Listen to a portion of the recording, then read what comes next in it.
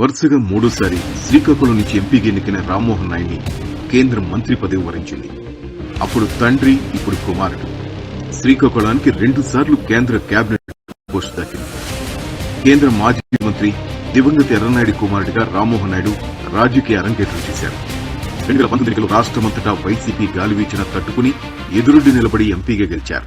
చంద్రబాబుకు అత్యంత సన్నిహితుడైన ఎర్రన్నాయుడు కుమారుడిగా ఉత్తరాంధ్ర నుంచి వరుసగా గెలుస్తున్న యువనేతగా, పార్లమెంటరీ వ్యవహారాల్లో అనుభవం ఉన్న నాయకుడిగా రామ్మోహన్ నాయుడు గుర్తింపు తెచ్చుకున్నారు. శ్రీకాకుళం జిల్లా కోటబొమ్మాళి మండలం నిమ్మాడ గ్రామంలో రామ్మోహన్ నాయుడు జన్మించారు. బీటెక్, ఎంబీఏ పూర్తి చేశారు. రామ్మోహన్ తల్లిదండ్రుల పేరు విజయలక్ష్మి, ఎర్రనాయుడు వారి పేరు సతీరాజి శివాంకృతి అనే 2 కుమార్తెలు ఉన్నారు. తండ్రి దివంగత ఎర్రనాయుడు 2012 నవంబర్ 2న రోడ్డు ప్రమాదంలో మృతి చెందడంతో రామ్మోహన్ నాయుడు రాజకీయ రంగప్రవేశం చేయాల్సి వచ్చింది. 2014లో శ్రీకాకుళం లోక్సభ నియోజకవర్గ పరిధిలో సైకిల్ యాత్ర చేసి పార్టీ శ్రేణులకు, ప్రజలకు మరింత దగ్గరయ్యారు. ఆ ఎన్నికల్లో తెలుగుదేశం పార్టీ తరఫున తొలిసారిగా పోటీ చేసి 1,27,000 ఓట్లకు పైగా మెజార్టీతో శ్రీకాకుళం ఎంపీగా గెలిచారు. అప్పుడు ఆయన వయసు కేవలం 27 ఏళ్లు మాత్రమే.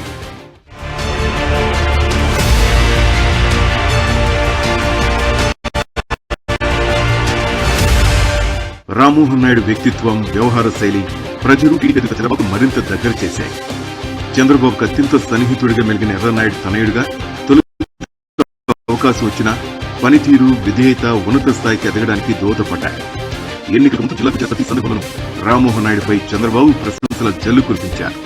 పార్లమెంట్లో వెలుపలా వ్యవహరించిన తీరుతో ఢిల్లీలో ఎర్రనాయుడు లేని లోటు ఆయన తీర్చారంటూ కొనియాడారు.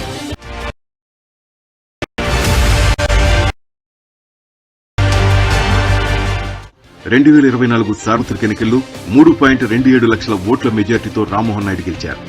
టీడీపీ జాతీయ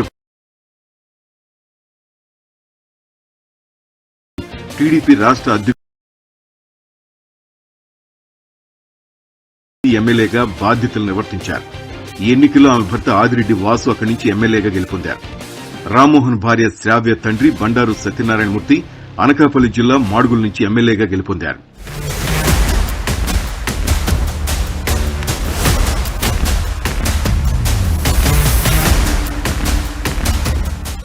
పార్లమెంటు వేదికగా రాష్ట్రం కోసం రామ్మోహన్ నాయుడు చేసిన పోరాటం మరువలేనిది.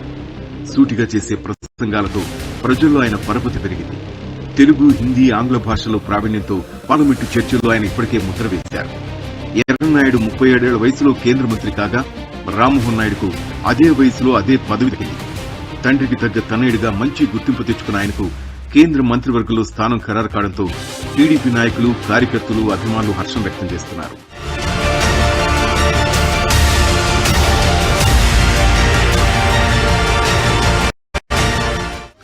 సంకీర్ణ ప్రభుత్వాల్లో భాగస్వామిగా తెలుగుదేశం పార్టీకి కేంద్ర మంత్రివర్గ అవకాశం వచ్చినప్పుడల్లా ఉత్తరాంధ్రకు చోటిస్తున్న చంద్రబాబు ఈ ప్రాంతం తమకెంత ముఖ్యమో చెప్పకనే చెబుతున్నారు.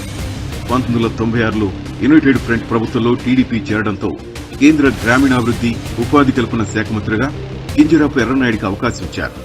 తర్వాత 2014లో ఎన్డీఏ సర్కార్లో కేంద్ర పౌర విమానయాన శాఖ మంత్రిగా అశోక్ గజపతిరాజును మోదీ ఎంపిక చేశారు. ఇప్పుడు ఎర్రనాయుడు కుమారుడు మళ్లీ రామ్మోహన్ నాయుడుకి అవకాశం ఇచ్చారు.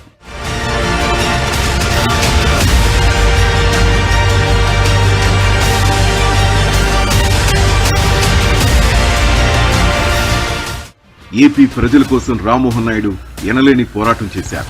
పార్లమెంటు వేదికగా ప్రజల కోసమే గళమెత్తారు. కేంద్ర ప్రభుత్వాన్ని ఎప్పటికప్పుడు ప్రశ్నిస్తూనే ఉన్నారు. కేంద్ర మంత్రి పదవి అందుకోవడంతో ఆయన శ్రమకు తగిన ఫలితం దొరికిందని అందరూ సంతోషం వ్యక్తం చేస్తున్నారు.